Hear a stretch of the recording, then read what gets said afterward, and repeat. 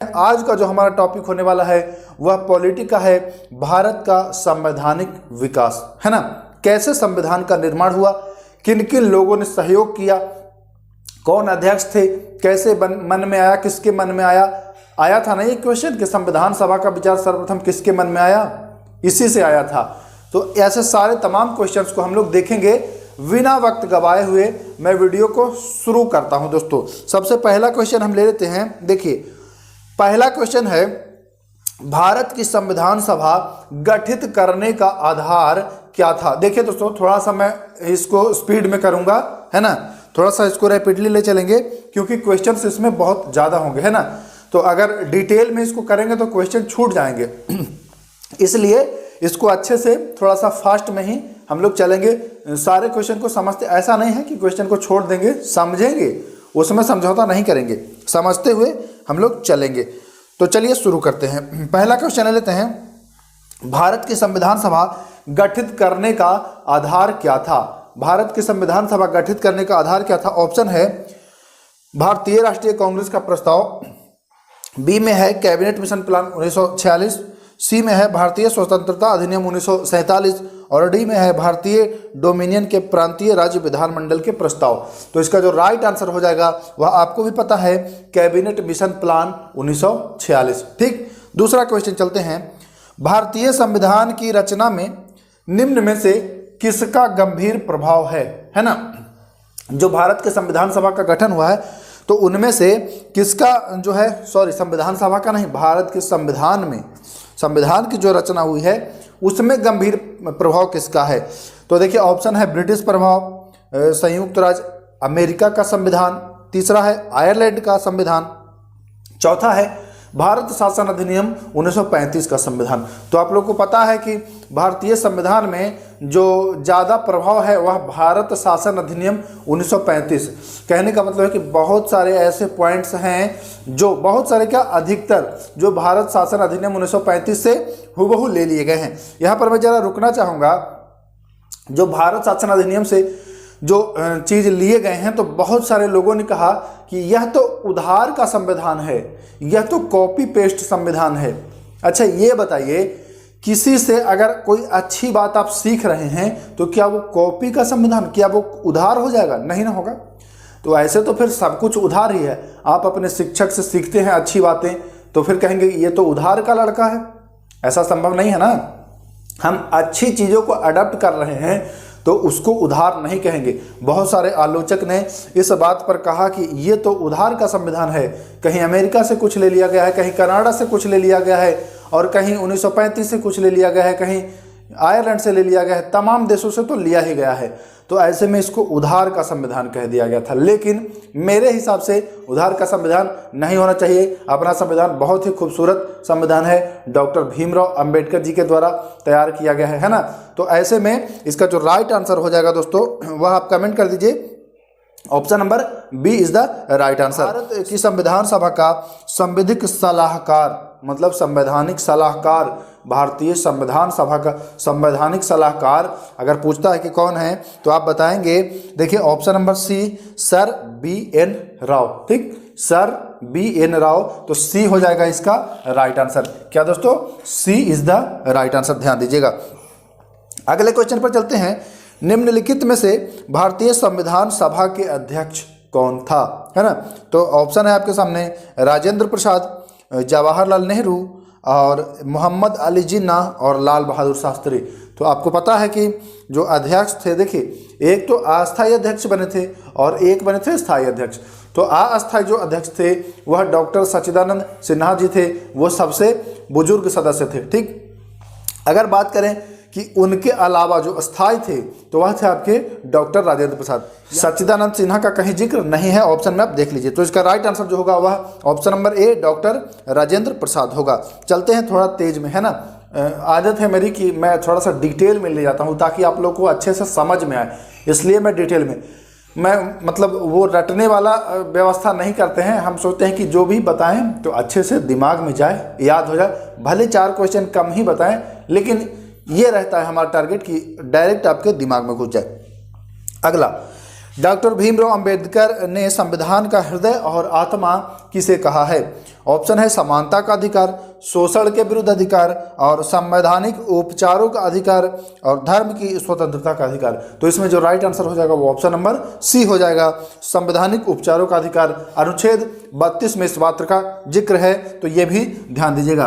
किस अनुच्छेद में? 32 में। ऑप्शन इसका क्या हो जाएगा राइट आंसर? तो इसका राइट आंसर इसका भी सी हो जाएगा। अगला क्वेश्चन, भारत के पहले राष्ट्रपति के रूप में डॉक्टर राजेंद्र प्रसाद का चुनाव हुआ था या किया गया था, ठीक है ना? कैसे किया गया था भाई? तो ऑप्शन है निर्वाचक मंडल के द्वारा, भारत की जनता द्वारा, संविधान सभा द्वारा, या संसद द्वारा। तो आपको पता है कि संविधान सभा द्वारा इनका जो है वह चुनाव किया गया था, तो इसमें भी सी इज द राइट आंसर हो जाएगा। अगला क्वेश्चन, भारत की संविधान सभा ने किस वर्ष कामकाज प्रारंभ किया था? अभी हमने देखा 9 दिसंबर 1946 को पहली बैठक हुई। तो भाई बैठक हुई थी कामकाज करने के लिए ही ना, गप करने के लिए थोड़ी वहाँ बैठे थे सब कि चलो हा हा ही करेंगे, नहीं, कामकाज। तो कामकाज हो जाएगा किस वर्ष? 1946। ऑप्शन नंबर बी इसका सही हो जाएगा। अगला चलते हैं, इंपॉर्टेंट है, देखिएगा। भारत के संविधान का विचार 1 अक्टूबर 2023 को एग्जाम हुआ था बिहार पुलिस कांस्टेबल का, उसमें ये वाला क्वेश्चन आया था। आपको शायद नहीं दिख रहा होगा, दिख रहा है ना? नहीं दिख रहा है, तो ये वाला क्वेश्चन आया था, यहाँ देख लीजिए, नहीं दिख रहा है। तो ऑप्शन है महात्मा गांधी, भीमराव अंबेडकर, जवाहरलाल नेहरू, और जो राइट आंसर है वह MN राय। तो इसका राइट आंसर जो हो जाएगा वह MN राय। तो D is the right answer, ध्यान दीजिएगा, ये क्वेश्चन आया था। चलते हैं आगे। भारतीय संविधान के निर्माताओं के मन तथा आदर्शों की झलक कहाँ मिलती है? संविधान के किस भाग में मिलती है ना? ऑप्शन है प्रस्तावना में, मूल अधिकार में, नीति निर्देशक तत्व में, और चौथा है स्वतंत्र न्यायपालिका में। तो देखिए इसको भी समझिएगा, जरा अच्छे से समझिएगा। मन एवं विचार के भाव, तो जो भी संविधान में उन्होंने लिखा था, संविधान सभा के लोगों ने जो जो बातें लिखी है संविधान में, उसको उन्होंने उद्देशिका में दर्शाया। उद्देशिका का मतलब ही होता है कि इस संविधान का क्या उद्देश्य है, मतलब जो मेरे मन में था मैंने संविधान में लिखा है ना, संविधान में लिखा, चाहे कहीं से ला करके ही लिखा, लेकिन लिखा, तो उसी उद्देश्य को हम प्रस्तावना में लिख दिए। तो ये अप्रत्यक्ष रूप से आप समझ गए होंगे कि इनके मन और आदर्शों का जो विचार है वह कहाँ मिलता है? आपको प्रस्तावना मिलता है। प्रस्तावना की जगह आपको उद्देशिका अगर लिख दे तो कंफ्यूज नहीं होना है। ये मत सोचिएगा कि अरे आप तो बताए थे प्रस्तावना, ये तो उद्देशिका दे रहा है। प्रस्तावना उद्देशिका वही है, ठीक, ध्यान दीजिएगा। ये वाला तो आप लोग को पता ही होगा, भारतीय संविधान को बनने में इतना समय लगा था। 2 वर्ष 11 महीना 18 दिन, 3 वर्ष 10 महीना 10 दिन, 4 वर्ष 11 महीना 11 दिन, 5 वर्ष 5 महीना और 5 दिन। तो आप लोग को पता ही है कि भारतीय संविधान को तैयार करने में 2 वर्ष 11 महीने और 18 दिन का समय लगा था। अगला क्वेश्चन चलते हैं। भारतीय संविधान के किस भाग में नगर पालिका के बारे में बताया गया है? किस भाग में बताया गया है भाई? तो भाग 9 के ए में। तो डी इसका राइट आंसर हो जाएगा, ध्यान दीजिएगा, इसका डी हो जाएगा राइट आंसर, कोई दिक्कत नहीं होनी चाहिए। हमारा राष्ट्रगान इंपॉर्टेंट है, पूछा जाता है, ध्यान रखेंगे बच्चे। हमारा राष्ट्रगान पहली बार कब और कहाँ गाया गया था? इंपॉर्टेंट क्वेश्चन है, इसको ध्यान रखना है। ऑप्शन है 24 जनवरी 1950 इलाहाबाद में, दूसरा है 24 जनवरी 1950 दिल्ली में, तीसरा है 26 दिसंबर 1942 कोलकाता में, और चौथा है 27 दिसंबर 1911 कलकत्ता में। तो आपको पता है कि पहली बार जो हमारा राष्ट्रगान है, कौन है राष्ट्रगान पता है ना? बहुत सारे लोगों को ये भी नहीं पता रहता है राष्ट्रगान और राष्ट्रगीत में। तो ध्यान दीजिएगा, जनगण मन है ना, ध्यान दीजिएगा, यह आपका राष्ट्रगान है और यह पहली बार 27 दिसंबर 1911 को कलकत्ता में, जो आपका डी ऑप्शन है, यहाँ गाया गया था। यहाँ एक क्वेश्चन पूछ देता है कि जब पहली बार राष्ट्रगान गाया जा रहा था उस समय कांग्रेस की अध्यक्षता कौन कर रहे थे? तो पंडित विशन नारायण धर, ठीक, नाम भी याद रखिएगा, इंपॉर्टेंट है, पूछ देता है। चलते हैं आगे। संविधान निर्मात्री परिषद की झंडा समिति के अध्यक्ष कौन थे? यहां पर मैं दो बातें स्पष्ट करना चाहूंगा। कौन कौन सी वो दो बातें हैं? अगर झंडा समिति पूछे तो बताएंगे आचार्य JB कृपलानी, जो कि ऑप्शन नंबर सी यानी 3 में है, ठीक ना। झंडा समिति कहे तो ऑप्शन नंबर 3। और अगर आपसे पूछे राष्ट्र ध्वज समिति तो आप बताएंगे डॉक्टर राजेंद्र प्रसाद। अब आप कहेंगे कि सर भांग खा लिया है का? डॉक्टर राजेंद्र प्रसाद भी बता रहे हैं और JB कृपलानी भी बता रहे हैं, तो भांग हम नहीं खाए हैं और न खाते हैं। ध्यान दीजिएगा क्या है बात।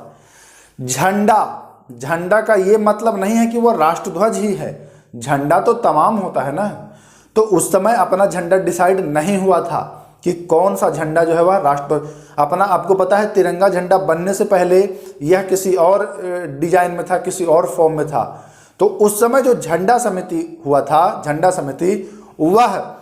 समिति अलग था और राष्ट्रध्वज जो अपनाया जाना था वो अलग था। तो दोनों का आप याद रखिएगा। अगर राष्ट्रध्वज पूछे तो आप बताएंगे कि राजेंद्र प्रसाद, और अगर खाली झंडा समिति पूछे तो बताएंगे JB कृपलानी। भारतीय संविधान में कितने भाग हैं? तो आपको पता है भारतीय संविधान में कितने भाग हैं? भारतीय संविधान में कितने भाग हैं? हाँ, बहुत सारे लोगों को लग रहा होगा कि 12 भाग लग रहा है कि नहीं। किनको किनको लग रहा है 12 भाग? कमेंट कर दीजिए। 22 भाग है, 12 अनुसूची है। ध्यान दीजिएगा कितने भाग हैं? 22 भाग, ध्यान रखिएगा।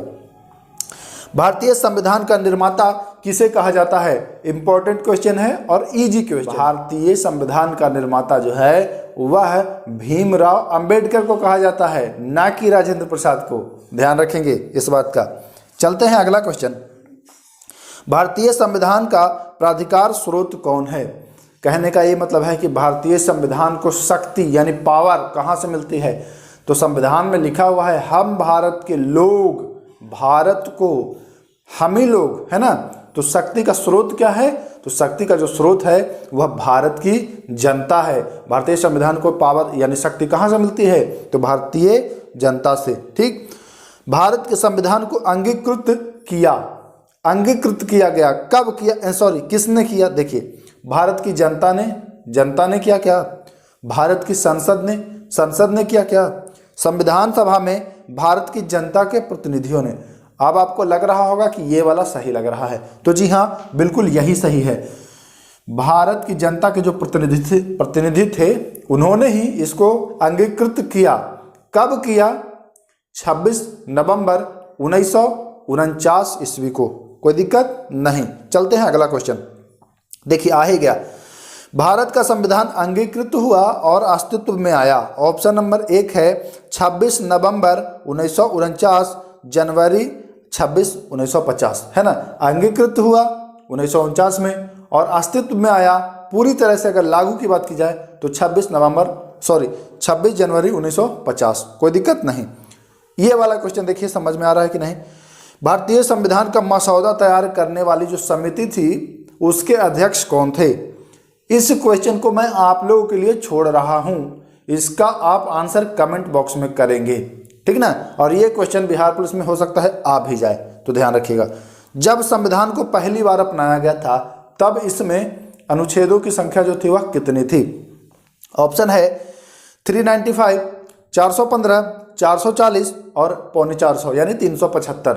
अब आप कमेंट कर दीजिए कि इसका राइट आंसर क्या होगा। तो राइट आंसर इसका जो है वह 395। देखिए लिखित रूप से अभी भी 395 ही है, लेकिन उसमें बढ़ करके अब 450 प्लस हो गए हैं, है कि नहीं। लेकिन मूल रूप से अगर बात की जाए तो उतने ही अनुच्छेद हैं। अब ABC जो हुआ है बढ़ा है, उसे अगर जोड़ा जाता है तब हो जाता है 450 प्लस। संविधान के किस भाग को भारत का मैग्ना कार्टा कहा जाता है? संविधान के किस भाग को भारत का मैग्ना कार्टा? तो आपको पता है कि भाग 3 जो मूल अधिकार या मौलिक अधिकार है उसे ही मैग्ना कार्टा कहा जाता है। और मूल अधिकार या मौलिक अधिकार कहाँ से लिया गया है? किस देश के संविधान से अडॉप्ट किया गया है? बताइए। तो यह अमेरिका के संविधान से मूल अधिकार लिया गया है। देखिए बहुत सारे बच्चे फंसते हैं मूल अधिकार और मूल कर्तव्य में, कि मूल कर्तव्य अमेरिका से लिया गया है कि मूल अधिकार। तो आज अगर इस वीडियो को आप देख रहे हैं तो आज के बाद आप दिक्कत नहीं होने वाला है आपको कभी भी। देखिए अधिकार की अगर बात करें, मूल अधिकार, मूल तो दोनों में लगा है, इतना तो जान ही रहे हैं।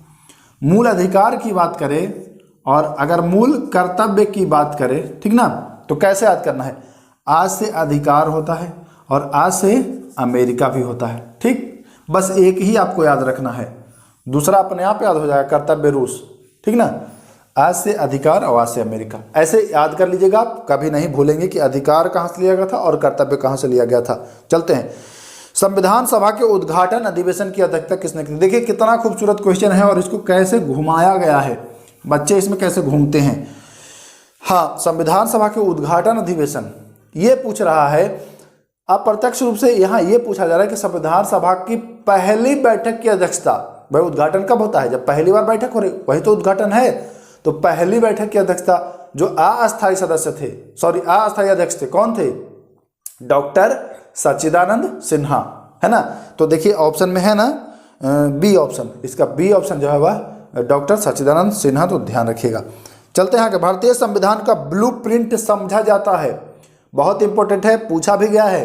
तो ब्लूप्रिंट जो है वह 1935 भारत शासन अधिनियम, जो कि ऑप्शन नंबर डी में है, वह सही है। ठीक, अगला क्वेश्चन ले लेते हैं। देखिए कहाँ चला गया। हाँ, भारतीय संविधान प्रभाव में, भारतीय जो संविधान है वह प्रभाव में कब आया? ऑप्शन है 15 अगस्त 1947, 15 अगस्त 1947 को आया क्या? नहीं। 20 फरवरी 1947, बिल्कुल नहीं। 26 जनवरी 1950 और 9 दिसंबर 1946। तो देखिए संविधान कह रहा है, संविधान सभा नहीं कह रहा है, तो इसका सी यानी 26 जनवरी 1950 राइट आंसर हो जाएगा। भारतीय संविधान के पिता के रूप में किसे जाना जाता है? बताने की आवश्यकता नहीं है, डॉक्टर भीमराव अंबेडकर जी को जाना जाता है, जो कि ऑप्शन नंबर 3 में दिया गया है। इनमें से किस संस्था ने भारतीय संविधान का निर्माण किया है? संविधान का निर्माण करने वाली संस्था कौन सी है? भारतीय संसद, क्या भारतीय संसद ने किया है? ब्रिटिश संसद, क्या ब्रिटिश संसद ने भारतीय संविधान का निर्माण किया है? लोकसभा, क्या लोकसभा ने भारतीय संविधान का निर्माण किया है? और चौथा है संविधान सभा, क्या संविधान सभा ने भारतीय संविधान का निर्माण किया है? तो जी हाँ, उस समय भारतीय संसद जो था वह प्रभाव में नहीं था पूरी तरह से, है ना। आपको पता है कि लोकसभा का गठन कब हुआ है और राज्यसभा का गठन कब हुआ है? तो संसद जो है वह बाद में पूरी तरह से तैयार हुआ था। संसद बनने के पहले ये जो संविधान सभा था, यही संसद का कार्य करती थी, यही कार्य करती थी। तो राइट आंसर जो होगा वह हो जाएगा कि क्या? संविधान सभा, यानी option number D is the right answer.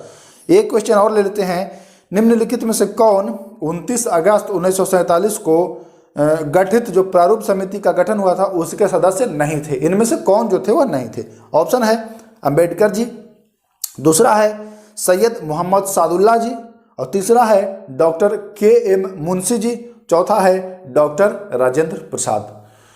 तो इसका अगर आपको पता है तो कमेंट करिए, नहीं तो मैं तो बताऊंगा। तो देखिए डॉक्टर राजेंद्र प्रसाद जो थे वह इसके प्रारूप समिति के अध्यक्ष नहीं थे, प्रारूप समिति के सदस्य नहीं थे, ये चीज आप ध्यान रखिएगा।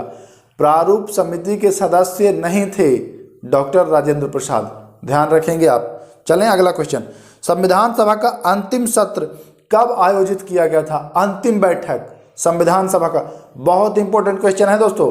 तो 24 जनवरी 1950, देखिए किस ऑप्शन में है? ऑप्शन नंबर बी, 24 जनवरी 1950 को संविधान सभा की जो है वह अंतिम बैठक हुई थी।